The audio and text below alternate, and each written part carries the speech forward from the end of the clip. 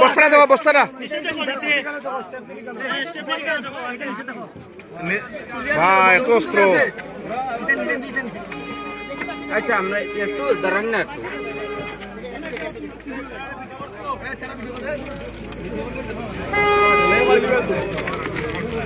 বন্দুক দেখো থাকতে পারে নাই নাই নাই হ্যাঁ এই বেশি ধরো না তো বেশি ধরো না এটা বিটা আছে তো দা এটা বিটা আছে একটু ধরেন না ওইছে এটা বিটা আছে তো অস্ত্র কোনটা ভিতরে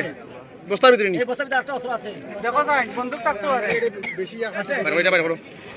হ্যাঁ একটা আছে অস্ত্র বাবা রে